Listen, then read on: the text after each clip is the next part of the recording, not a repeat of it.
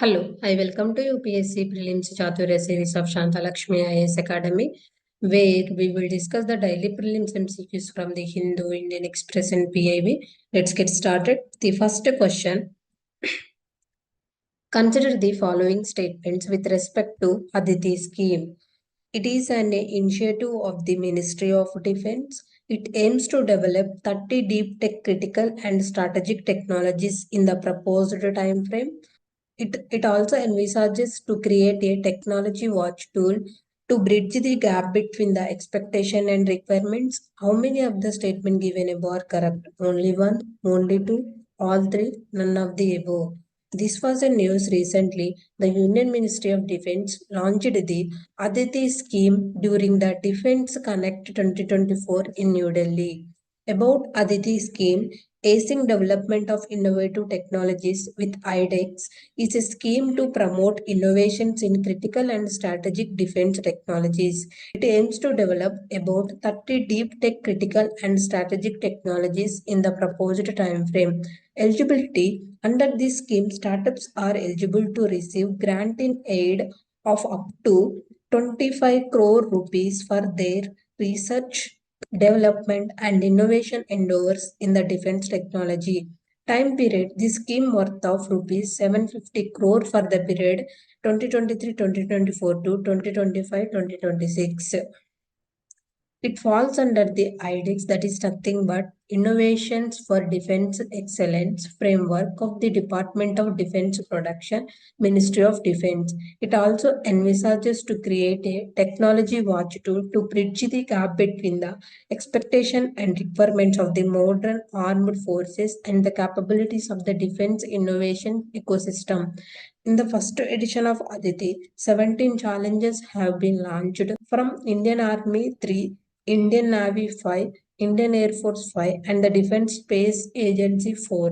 To motivate young innovators, IDEX was expanded to IDEX Prime, with the assistance increasing from rupees 1.5 crore rupees to 10 crore rupees. The idea behind the scheme, such as Aditi, IDEX Prime, is to also transform India into a knowledge society.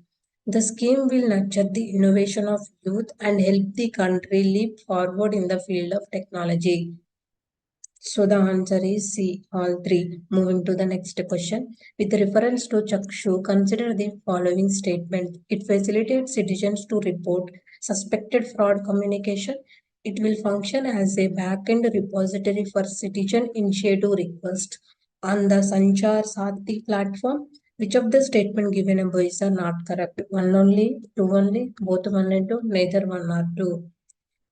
Recently, the Ministry of Communications, Railway and Electronics and Information Technology, Chauhan, launched the Department of Telecommunications Digital Intelligence Platform and Chakshu facility on Sanchar Sathi portal. About Digital Intelligence Platform, it is developed by the Department of Telecommunications. It's a secure and integrated platform for real-time intelligence sharing, information exchange and coordination among the stakeholders, telecom service providers, law enforcement agencies, banks and financial institutions, social media platforms, identity document issuing authorities, etc. The portal also contains information regarding the cases detected as a misuse of telecom resources. The shared information could be useful to the stakeholders in their respective domains. It also works as a backend repository of the citizen initiative request on the Sanchar Sathi portal for action by the stakeholders. The DIP is accessible to the stakeholders over secure connectivity and the relevant information is shared based on their respective roles. The said platform is not accessible to citizens. What is Chakshu? It is the latest addition to the citizen-centric facilities already available on the Sanchar Sathi portal of DOT. It facilitates citizens to report suspected fraud communication received over call, SMS or WhatsApp with the intention of defrauding like KYC expiry or update of bank account or payment wallet and SIM, gas connection, electricity connection, sextortion and impersonation as the government officials, relative for sending money, disconnections of all mobile numbers by Department of Telecommunications, etc.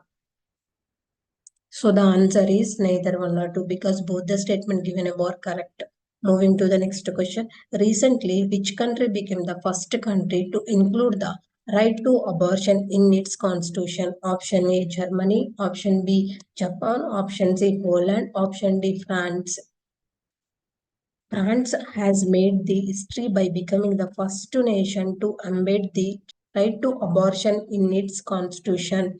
In a landmark joint parliamentary session, a resolution majority of 780 votes supported the constitutional amendment, while only 72 opposed it. This historic decision adds explicit language to Article 34 of the French Constitution, guaranteeing women's freedom to choose abortion within the legal framework, marking a significant milestone in reproductive rights.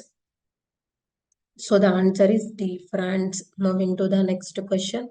Choose correct one with respect to the prototype fast breeder reactor.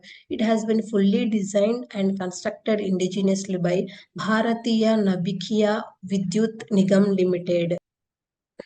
The fast breeder reactor will initially use the uranium-plutonium mixed oxide fuel. Which of the statement given above is are not correct? One only, two only, both one and two, neither one or two. Prime Minister witnessed the initiation of the core loading of India's indigenous 500 megawatt prototype fast breeder reactor at the Madras Atomic Power Station, Kalapakkam. This marked India's entry into the vital second stage of the country's three-stage nuclear program. What is PFBR? It was constructed and will be operated by Bharatiya Nabikia. Government approved the creation of Bharatiya Nabikia Vidyut Nigam Limited in 2003. The PFBR is a machine that produces more nuclear fuel than it consumes. The silent features of the reactor, the fast breeder reactor will initially use the uranium-plutonium mixed oxide fuel. The uranium-238 blanket surrounding the fuel core will undergo nuclear transmutations to produce more fuel, thus earning the name breeder. The use of thorium-232, which in itself is not a fissile material, as a blanket is also envisaged in this stage.